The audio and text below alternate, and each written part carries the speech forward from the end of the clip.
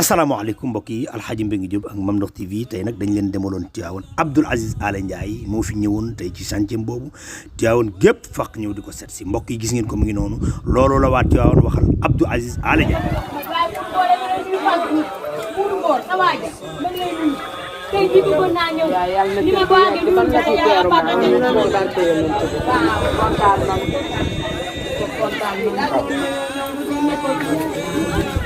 nga ni ko mënoon nañoo ñëw. dañoo ñëw pour toog leen. waaw dinañ maa ngi ñëw. su ñëwee gis nañ ko. ndeysaan ndeysaan ndeysaan amiin yaa rabbal aalamiin. waay yéen a baax waay. waay yéen a baax waay. Abdou azize allé Ndiaye gi noonu mbokk yi gis nga ko noonu lay defal taalibi Seydi Hadji Malick yi nekk fii Tivaouane. barke alxuraanul karim waa Diagne. lu ma bokk na ko ak waa Tivaouane. Abdou azize allé Ndiaye dégg ngeen li maire yi wax lu mu yor suba ba ngoon bokk na ko ak waa Tivaouane. ñu ngi ñaan nga am téeméeri at ci barke yonent bi sama waay barke alxuraan ni nga bëggee woon Serigne Abdou azize Sy Al Amine wane nga ko bi mu demee nga gën a jàpp ñu ngi lay ñaanal nga am ñett téeméeri at ci barke yonent bi Ndiaye. bu la neexoon nga ne yàlla may na ma wërsëg ma def lu ma neex waaye li nga am yaa ngi koy bokk doomu aadama yi jërëjëf.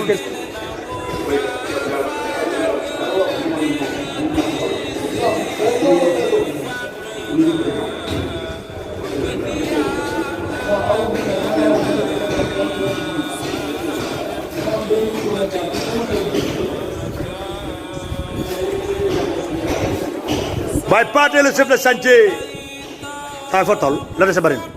waaw fi ne de bu dee Baye Ndiaga. bi 95%. daanaka kon li ko desee bëri. moom Baye Ndiaga kii mooy chef de chantier.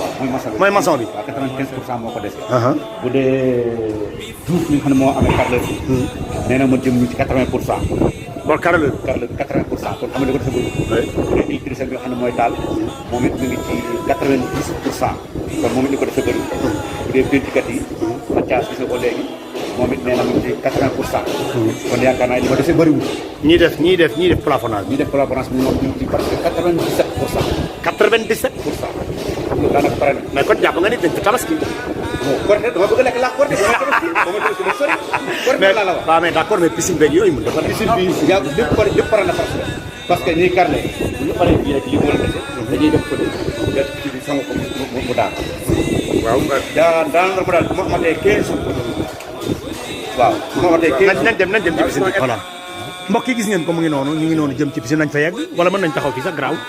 voilà mais li may laaj Pathé mooy lële lan la lële. lii annexe la maanaam daf ni yaayam ak baayam mënuloo yéeg kenn ku ne mu defal sa appartement yaayam moom papaam ak yaayam mënuloo yéeg ci kaw lii dafay sori ci ñoom ñun suuf lañ bëgg fii prévoir ko loolu muy kon nag kaay la ma ñoom ñaar ñoo ñëw choisir fii nii lii lañ bëgg papaam ak yaayam ñoo ko choisir ni ko fii lañ bëgg mu defareen kenn ku nekk sa néeg ak sa salle ak sa beneen ak sa lépp leen ñu ci biir fii maire bi moom côté bi paa bi moom côté bi waaw léegi lii nag gars yi li ñuy gis ne la la waaw lii moo yore ba pour affaire piscine bi piscine bi day am benn appareil boo xamante ni ndefoot benn ci la ndox ñuy jël di ko seet muy normal bâtiment bay fii fii tabax ci la appareil bi segg ndox bi yëpp soo ko léegi filtré di pomper ndox bi muy mu mais Baye Ndiaga bâtiment bee raax bi moom ki ko doon raax xanaa jinne la daa mën a raax rek daa mokkal métier am rek la def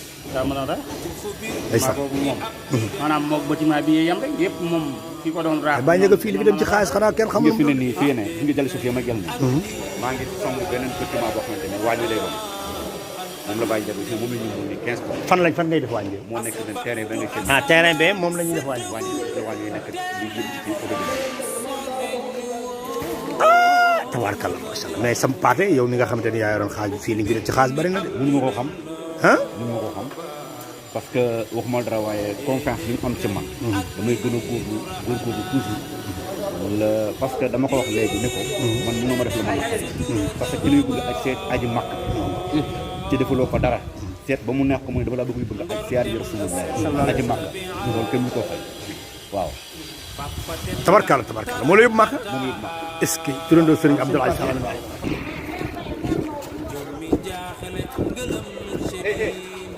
mais Abdou Aziz bëggoon naa na nga wax gars yi ñaan yu rëy yi ñu lay ñaanal Abdou Aziz lan nga defal nit ñi Abdou Aziz Abdou Aziz nit ñi dañoo fekk yàlla ñu yàlla boole lépp boole ko